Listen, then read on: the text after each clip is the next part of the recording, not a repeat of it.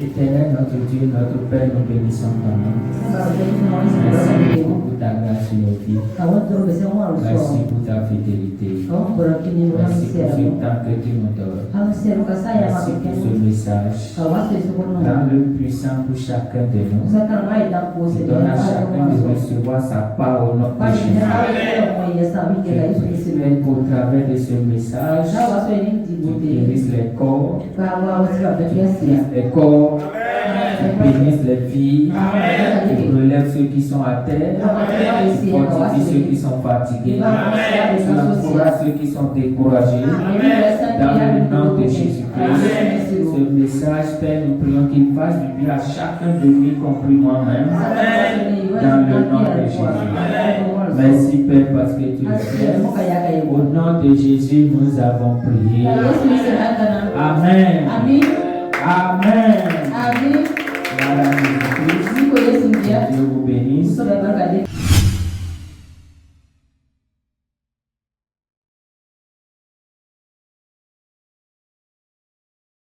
Nous allons continuer dans notre thème de l'année.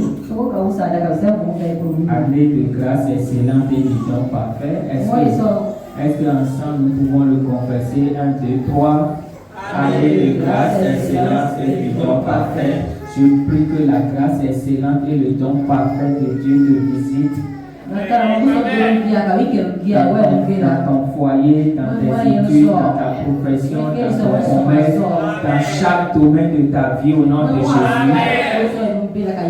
Avant le 31 décembre de cette année, que tu puisses avoir des témoins qui reflètent cette grâce excellente et don parfait. Dans le nom de Jésus.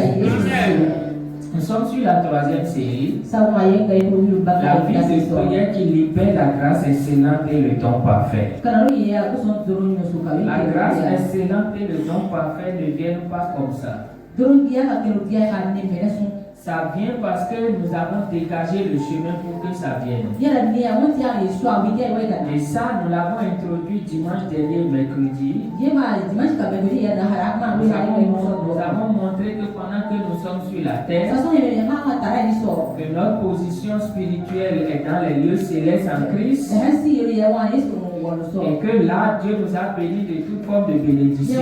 Maintenant, pour manifester dans cette bénédiction-là, la grâce excellente, le don parfait. Mais entre cette position et nous, il y a un royaume qu'on appelle le royaume des ténèbres qui contrôle l'atmosphère, qui contrôle du moins ce qui est en dessous de nous dans des lieux célestes là, et dont le but est de bloquer tout ce qui doit nous parvenir. Ce sont des dictateurs spirituels.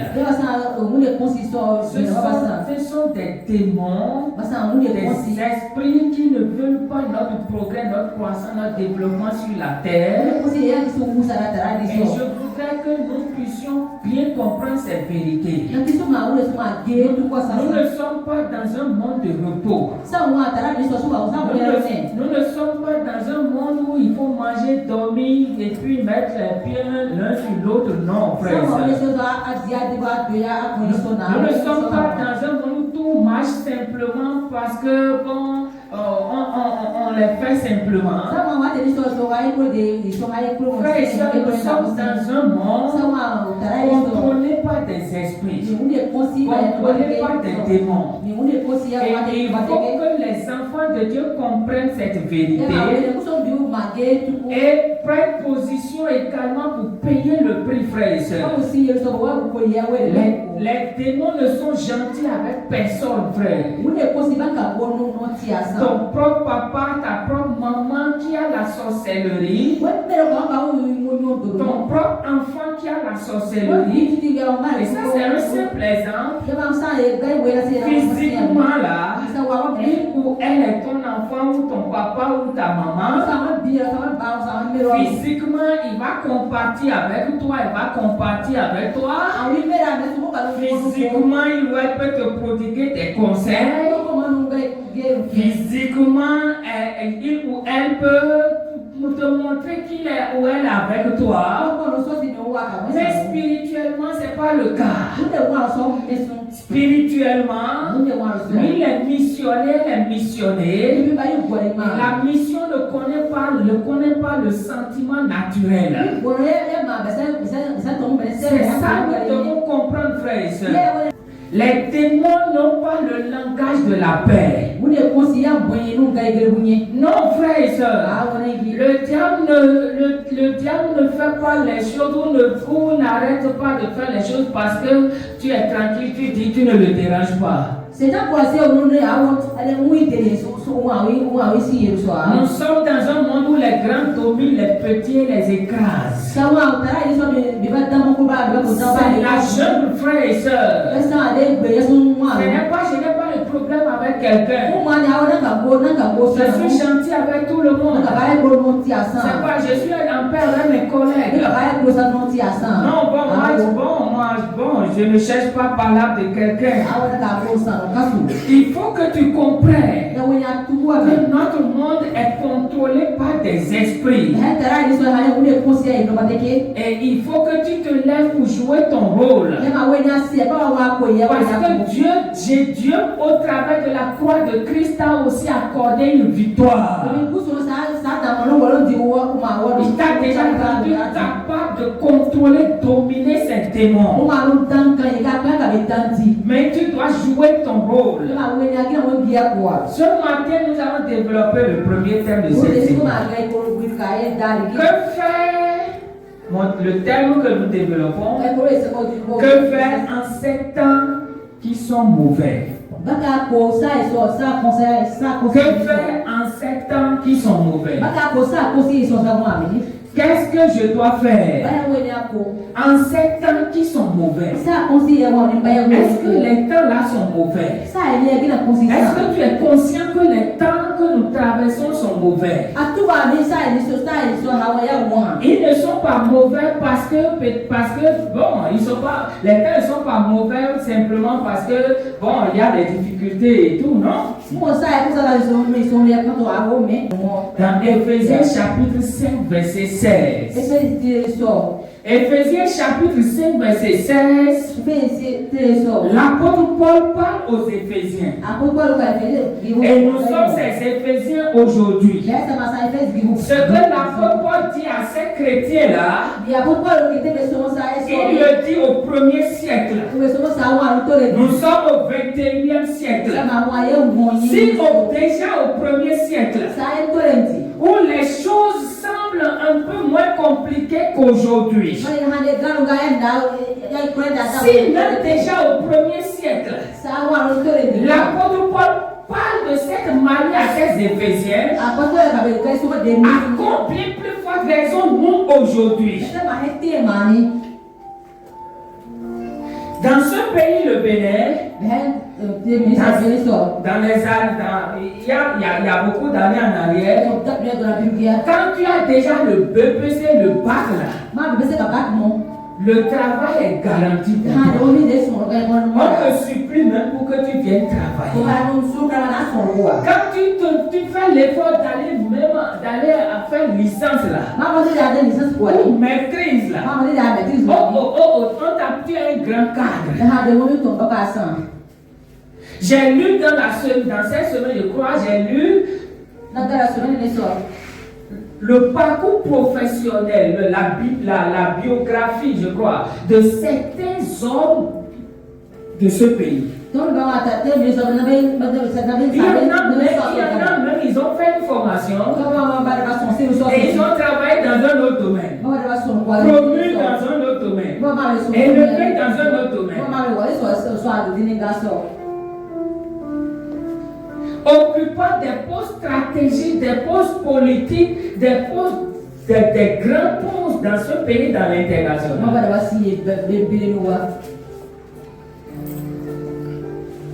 Mais aujourd'hui, ils sont même avec. Il y en a qui ont la maîtrise, il y en a qui ont le master. Et ils sont en train de faire Zim. Pas que Zim est un petit travail. Mais Ils en font une carrière. Il y en a qui font la licence. C'est pour faire mobile money et gagner 25 000. Et ils se réjouissent déjà de ça parce qu'il n'y en a pas. Donc, si les choses sont, on va dire, si l'apôtre Paul parle aux Éphésiens en son temps, et que même, j'ai dit, il y a des dizaines d'années en arrière, les choses semblent être encore un peu mieux. À plus forte raison aujourd'hui. Les parents investissent beaucoup d'argent dans l'éducation des enfants. Sans garantie, sans aucune garantie d'un avenir meilleur.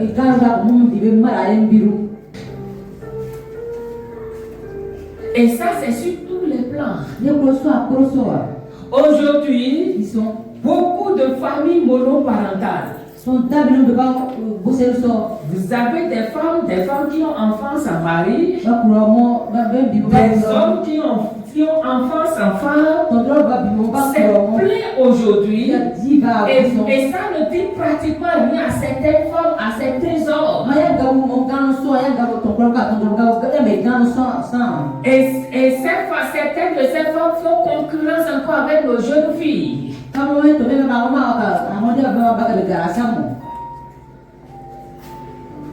Il faut s'asseoir et penser. Et prendre la vie du bon côté. L'apôtre Paul, sans nous parler, c'est comme s'il nous parle aujourd'hui. Alors que ce qu'il dit là, c'est depuis le 1er siècle. Depuis les années 60. Et nous sommes dans les années 2000. Nous sommes en 2026 aujourd'hui. Est-ce que quelqu'un peut s'asseoir et prendre conscience? Qu'est-ce qu'il nous dit? Lis mon frère. Éphésiens 5, verset 16. Rachetez le temps. Racheter le temps, c'est un ordre. Racheter le temps. Nous n'avons pas le temps pour lire les versets 15 à 18. Je t'exhorte à lire.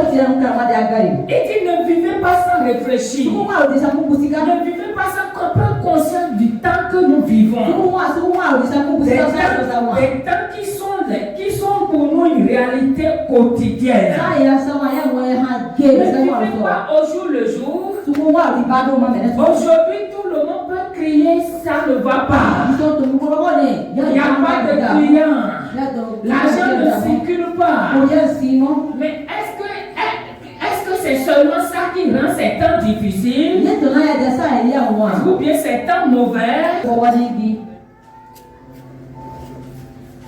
Racheter le temps. Maximiser le temps. Si tu as le temps d'écouter la parole de Dieu, si tu as le temps de prier avec tes frères et sœurs, si tu as le temps d'étudier, si tu as le temps d'apprendre un métier, si tu as le temps d'avoir un fiancé, une fiancée, il faut racheter ce temps. Il faut t'investir au maximum. Il faut te mettre tout entier. Il faut te donner complètement. Racheter le temps. Pour quel but? Pourquoi nous devons racheter? Pourquoi nous devons prendre le temps du bon côté? Pourquoi nous devons gérer le temps avec sagesse? Pourquoi devons nous investir dans du moins à rendre notre temps, c'est-à-dire donner une qualité à la gestion de notre temps? Aujourd'hui, beaucoup sont dans les futilités, y compris l'église. Nous sommes beaucoup plus sur les réseaux sociaux qui ne nous apportent rien pratiquement. Beaucoup sont abonnés à des web humoristes, des jeunes qui font rire. Et on veut rire parce qu'on traverse, du moins on a la tristesse et puis on rit. Mais quand tu finis de rire, ce que tu avais avant de lire, là, t'attends encore. Il y a même un jour décrété, jour du rire. Les gens viennent rire, et quand ils finissent de rire, ils reprennent leurs problèmes, et la vie continue encore. Frères et sœurs, ne vis pas sans sagesse, sans intelligence. Ne mets pas ton temps dans les futilités. Les réseaux sociaux, là, prends-les du bon côté. Ne vis pas sans réfléchir. Je parle à mes frères et sœurs étudiants. Je parle à mes frères et sœurs apprentis. Je parle à mes frères et sœurs qui ont déjà leur diplôme. Je parle à mes frères et sœurs qui travaillent. Est-ce que tu sais que tu n'es pas encore là où tu dois être dans ton travail? Mes frères et sœurs étudiants, vous étudiez pourquoi? Après les études, qu'est-ce que vous allez devenir? Mes frères et sœurs apprentis, après le diplôme, qu'est-ce qui va se passer?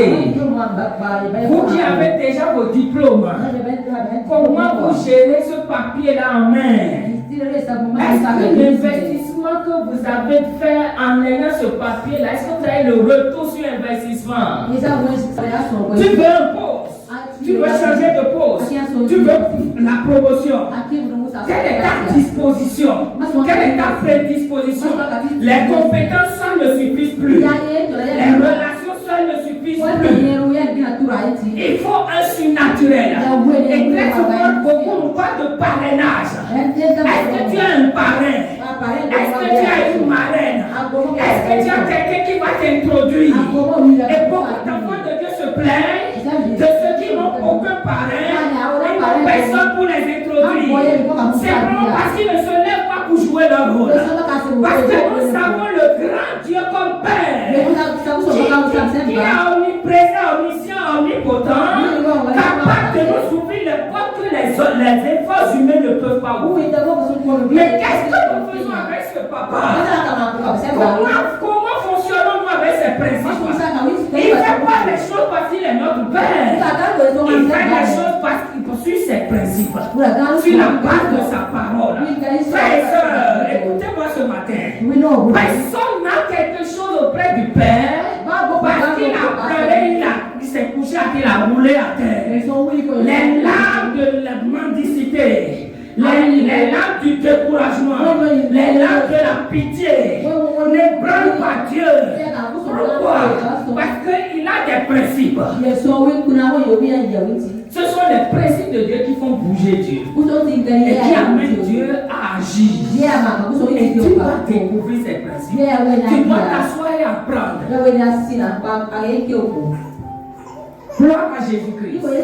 Gloire au Seigneur Jésus. La plupart de mes amis chrétiens que Dieu a élevés, devant moi pour certains, ils ont payé un prix. Je connais un peu leur histoire, un tout petit peu. Aujourd'hui, il y en a qui gagnent plusieurs millions le mois. Mais ils ont payé un prix. Ils continuent de payer un prix. Tu vois pas quelqu'un qui gagne millions le mois. Il ne manque pas de programme de semaine. Il est dans plein de groupes. Et il évangélise, il encadre, il enseigne beaucoup de nouveaux convertis. Et ceux-là qui n'ont même pas, qui ne gagnent même pas 100 000, 200 000 le mois, ils n'ont pas le temps pour venir à l'étude biblique, ils n'ont pas le temps pour venir à la prière, ils n'ont pas le temps pour prier eux-mêmes, méditer eux-mêmes. Ces gens-là, c'est leur style de vie. Il y a quelques jours, j'ai discuté avec un frère ami qui est à l'UNICEF, élevé. Il m'a dit, là où je suis, je ne le suis pas parce que je suis compétent. Je ne le suis pas parce que j'ai de grands diplômes. Mais toi-même, tu sais, tu connais un peu mon histoire. Je le suis par la grâce de Dieu et le service chrétien. Quel est ton service chrétien?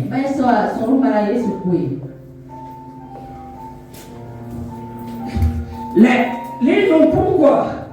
Pourquoi devons-nous racheter le temps? Quand les jours sont mauvais. Les jours sont mauvais, frère. Les temps sont mauvais, frère. S'asseoir et parler, critiquer, insulter ne change rien. Je vais aller rapidement parce que le temps me presse. Dans ce texte de Éphésiens 6:16, qui dit les jours sont mauvais. Une autre version dit les temps sont mauvais. Quels les mots qui ont été traduits par les jours mauvais, les temps mauvais là, les mots grecs qui ont été traduits là, qu'est-ce que ça veut dire? Quelle explication ça donne? Je veux que tu comprennes, frère. Le mot mauvais là, qui nous a été traduit par mauvais, le mot grec traduit par mauvais, ce mot veut dire effectivement mauvais, veut dire aussi méchant. Les jours sont mauvais. Les jours sont méchants. Les jours ne te feront pas cadeau. Les mois ne te passent dans les mois, les jours. Ou bien, ce sont les jours qui composent la semaine, qui composent le mois, qui composent l'année. Quand il dit les jours sont mauvais, il dit les semaines sont mauvaises, les mois sont mauvais, les années sont mauvaises. Et le mot là veut dire méchant. Les jours sont méchants, les semaines sont méchantes, les mois sont méchants, les années sont méchantes. Tes paroles ne changent pas les jours, les semaines, les mois, les années. Tes paroles changent. Tes critiques ne changent rien. Tes larmes ne changent rien. Parce que les jours sont contrôlés par des esprits, et ces esprits étant méchants, ils font des jours, les jours méchants.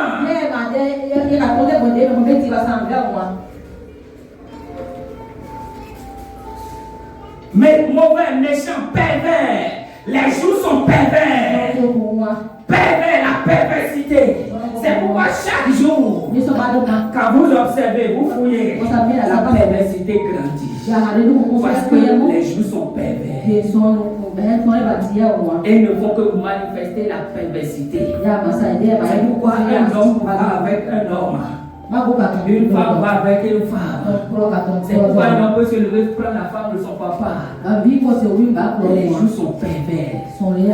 Et toi et moi qui vivons dans ces jours pervers, nous ne pouvons rien faire d'autre. C'est ici.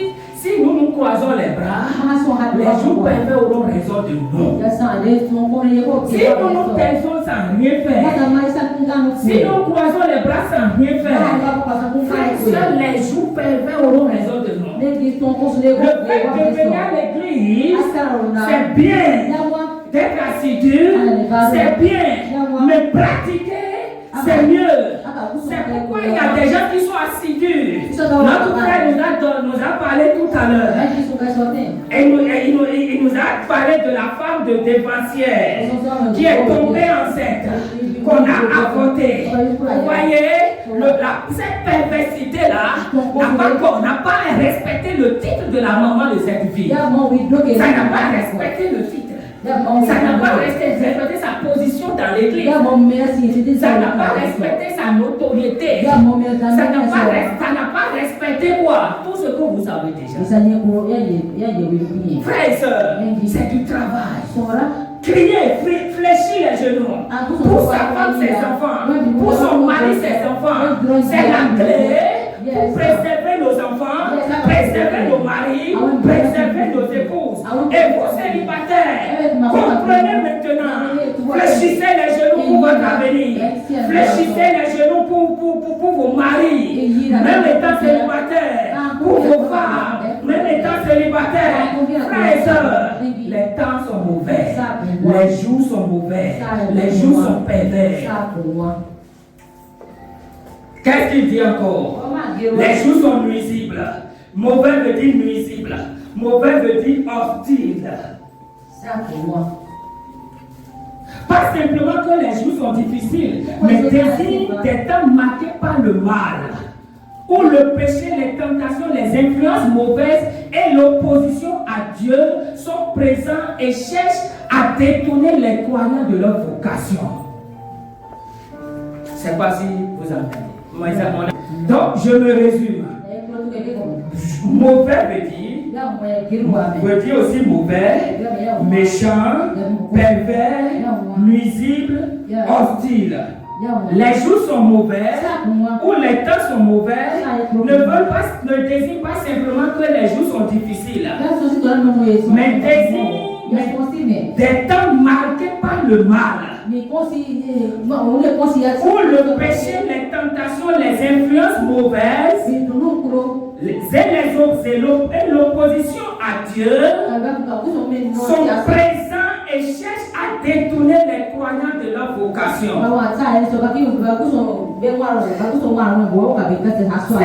Toutes ces choses sont présentes et ont un objectif: détourner toi et moi de notre vocation, de notre chemin, le chemin de Dieu, la direction que Dieu nous donne, notre consécration à Dieu.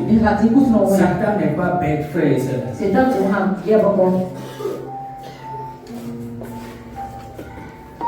Quand les jours sont mauvais, quand les temps sont mauvais, qu'est-ce qu'il faut faire? C'est notre thème.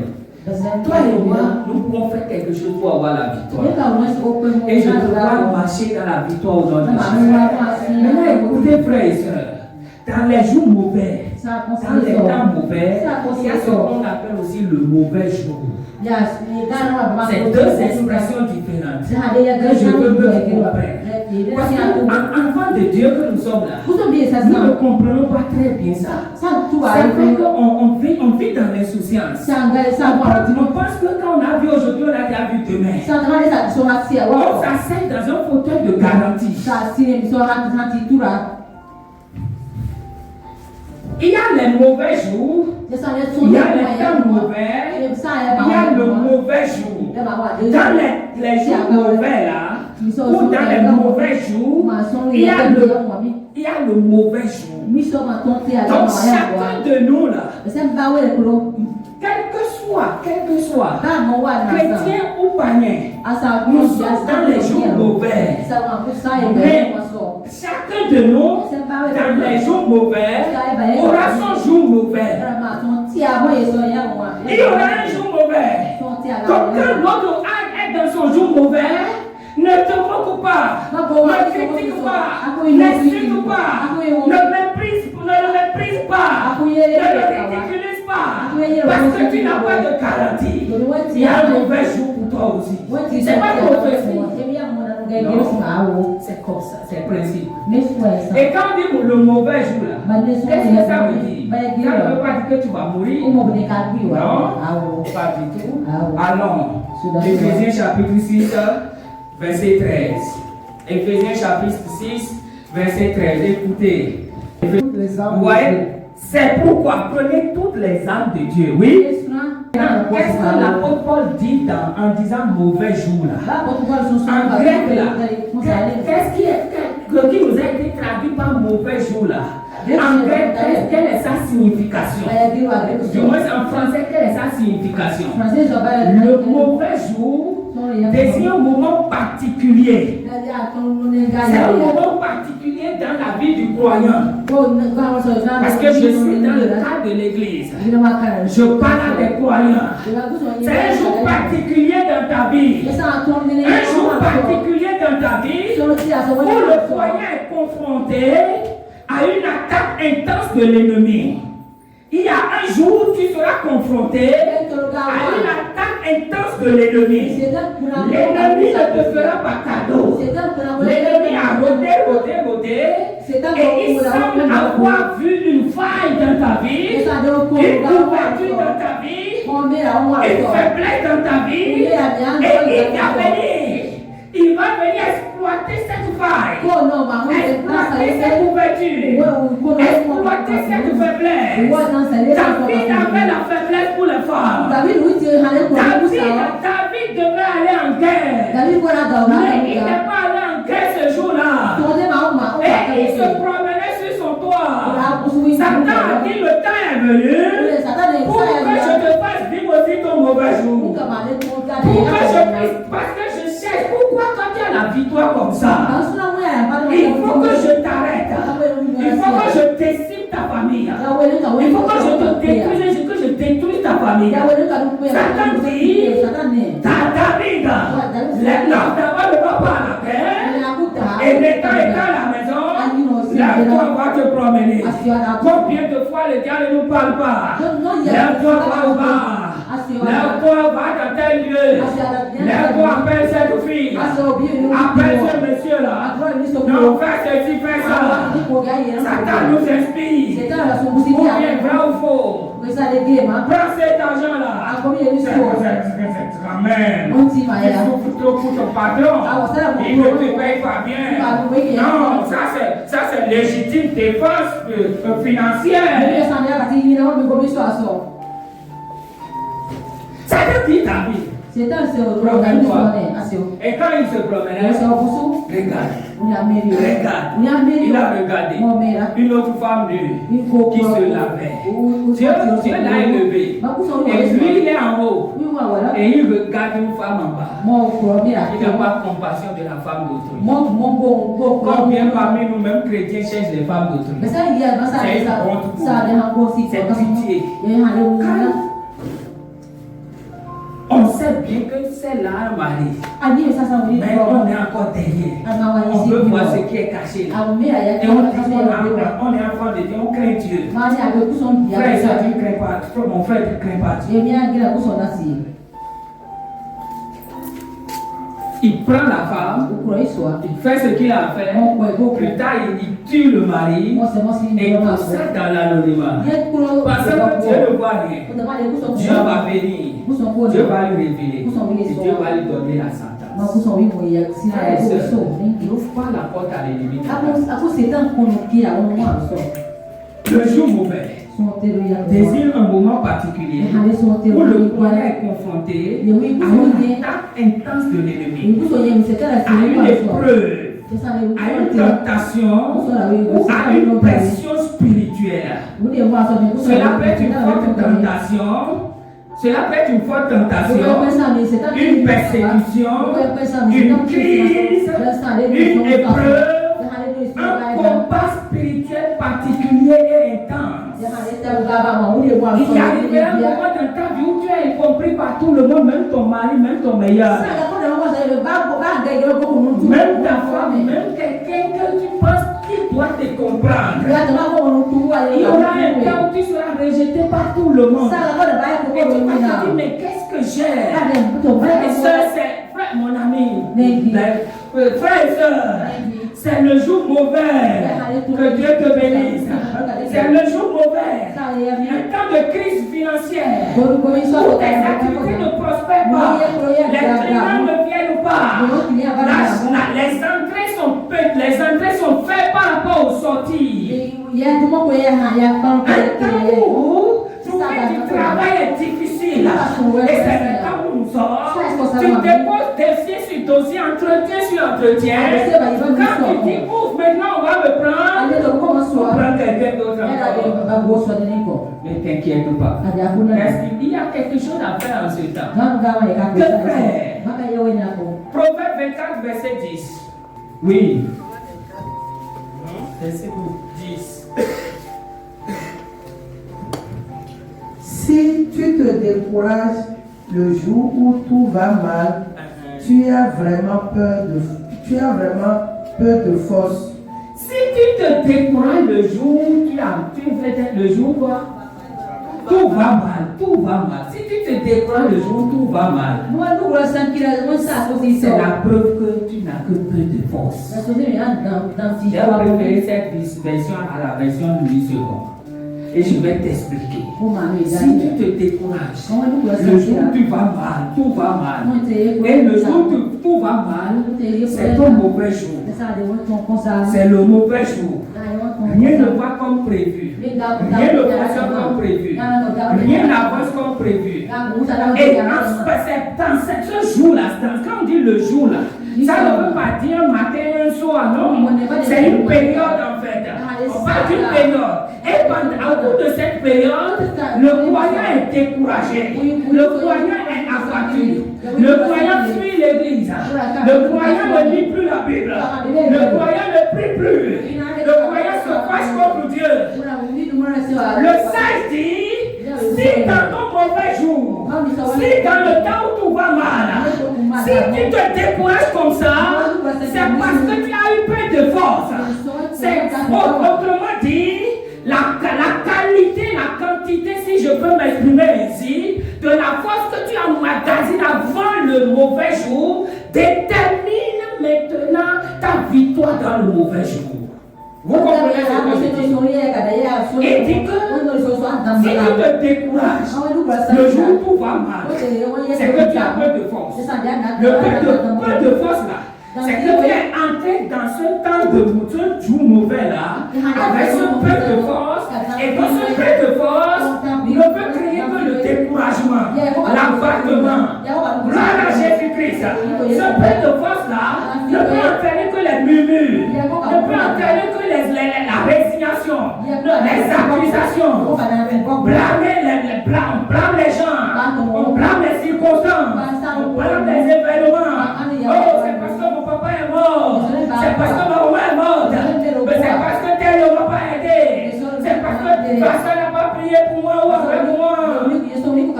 Si tu réagis comme ça dans ton mauvais jour, c'est parce qu'avant le mauvais jour, tu n'as pas assez magasiné de force, tu n'as pas assez emmagasiné d'énergie, tu n'as pas assez accumulé.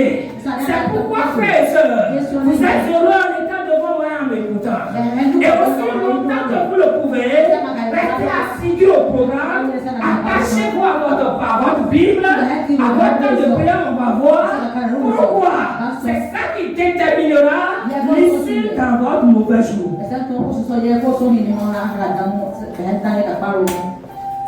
Si tu te décourages, le jour où tout va mal, tu n'as qu'un peu de... Maintenant, comment avoir plus de force avant d'entrer dans son mauvais jour? C'est ça, dans nos mauvais jours là, comment accumuler plus de force? Comment avoir plus de force? Pour que lorsque le mauvais jour va arriver, tu puisses triompher. Tu puisses même triompher dans les mauvais jours et triompher aussi dans le mauvais jour. Certains chrétiens ne triomphent pas dans ces mauvais jours-là et à plus forte raison dans le mauvais jour. Que faire? Premièrement, je préfère le dire en te choquant. Premièrement, arrête d'accuser les hommes. Arrête d'accuser les hommes. Arrête d'accuser les hommes. Arrête de blâmer les autres. Arrête de blâmer les événements, les circonstances. Dans les mauvais jours là, et pendant que tu seras encore dans ton mauvais jour là, qu'est-ce qui peut t'aider? Première chose, comprends maintenant, ce ne sont pas les hommes qui sont contre toi, ce ne sont pas les événements qui sont contre toi, ce ne sont pas les circonstances en elles-mêmes qui sont contre toi. Donc arrête d'accuser les hommes, arrête de blâmer les événements, les circonstances. Jésus-Christ, gloire à Jésus-Christ. Éphésiens 6 dit que nous n'avons pas à lutter contre la chair et le sang. Ce n'est pas une question de naturel. Les circonstances naturelles. Si Jésus a parlé au vent, c'est que derrière le vent, il y a quelque chose que nous, on ne voit pas le vent, on ne voit pas aussi ce qui est derrière le vent. Si Jésus a parlé à la mer, c'est qu'il y a une réalité spirituelle derrière la mer. Jésus n'a pas blâmé la mer, mais accusé les disciples du fait qu'ils ont été incompétents dans la navigation. Il a parlé à la mer, il a parlé au vent. Il a exercé son autorité dans son mauvais jour. Et c'est ça ce qu'on fait, frères et sœurs. Premièrement, on ne blâme pas les hommes. On n'accuse pas les hommes. On ne blâme pas les événements, les circonstances. Et deuxièmement, qu'est-ce qu'on fait? On prie sans cesse. On prie sans cesse. En tout temps, en tout lieu. Sur ton WC, prie. Pendant que tu fais ton caca, prie. Pendant que tu cuisines, prie. Pendant que tu as un moto à voiture, prie. Même dans ton sommeil, prie. Frères et sœurs, je suis en train de comprendre par ma toute petite expérience une vie de prière non soutenue est égale à une défaite cuisante. Ta vie, ce que tu vis exprime ton niveau de prière. Ta vie de prière. Ne te fâche pas contre les gens. Ne fâche-toi contre toi-même. Et décide de payer le prix pour changer les choses. Et les gens vont te respecter. Jésus a vécu dans les jours mauvais. Dans les jours mauvais. Les Romains terrorisaient Israël. Il y avait la violence sans précédent. Financièrement, matériellement, rien n'allait à l'époque. À l'époque de Jésus. C'est un peu comme à l'époque de la colonisation ici, pour nous par exemple. Où rien n'allait. C'est le colon qui détermine tout. Le richesse de tout. Qui nous donne des miettes. Ainsi de suite. Donc Jésus était né dans les mauvais jours. Et qu'est-ce qu'il a fait? On n'a pas le temps pour lire ces textes. Regardez dans ces mauvais jours. Marc dit, écoutez, Marc 1,35 dit que Jésus, même pendant qu'il faisait encore noir, sombre, il s'est levé, il va dans le lieu désert, il prêche. Lisez la vie de prière de Jésus. Je ne vais pas vous donner tout ça. Marc 1,35, Luc 5, verset 16, lisez ces textes. Jésus il prie. Même pour choisir les disciples, il va faire toute une nuit de prière. Pour prendre des décisions capitales, il prie. Frère et soeur, qui a le faisait. Et tu te laisses envoyer tes amis, on fait tes séries, tu vas faire la série là. Tu ne t'en fais pas pour prier. C'est ma quelle série je dois faire. Quelle orientation tu veux donner à ma fille. Cet esprit m'inspire mes parents. Les parents ne prient pas pour les enfants. Et nous prions. Quand je prie. Je prie que le Saint-Esprit nous aide. Donc Jésus dans ses mauvais jours était au pied de son Père. Lui, tu fais combien de temps de prière de 0 à 5 heures, 6 heures? 0 à 6 heures. Dis-moi combien de temps tu passes dans la prière. Est-ce que tu te lèves? Le jour où tu as insomnie, tu dis que c'est les attaques. Le diable t'a attaqué. Et tu prends diazépam pour dormir. Alors que c'est Dieu, le Saint-Esprit t'a réveillé pour que tu dormes. 0 à 6 heures, qu'est-ce que tu fais? Écoutez, le monde spirituel, dans le monde spirituel, le jour commence par le soir. Dans Genèse 1, Jésus, la Bible dit il y a un soir et il y a un matin. Donc, sur le plan spirituel, le jour c'est le soir. C'est pour ça que c'est le soir. Maintenant pour nous là, sur le plan naturel, le soir c'est le temps de sommeil. C'est le temps de repos. C'est pourquoi il contrôle, il domine. Je m'organise pour me reposer en journée et pour maximiser dans la nuit. C'est ça le style de vie d'un chrétien. Quel que soit ton travail, tu t'organises. Parce que quand ces démons vont se lever là, frère et soeur, tu ne peux pas tenir dans ton travail. Tu ne peux pas tenir. Regardez comment on a licencié massivement. Un seul président est venu, quelqu'un est venu au pouvoir, il a mis des milliers de personnes en chômage avec une seule décision. Et personne n'a parlé. En ce temps, vous et moi, on fait quoi?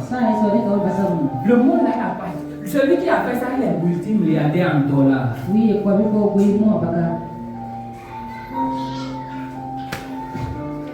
Donc, que des gens se trouvent en chômage, est-ce que c'est un problème?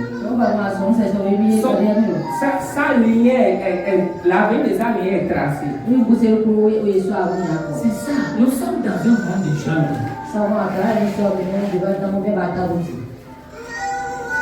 Jésus a prié. Et regardez encore. Dans le mauvais jour de Jésus, il est arrêté. Vous savez ça, non? Vous avez vu, non? Judas trahit Jésus. Et Jésus est arrêté.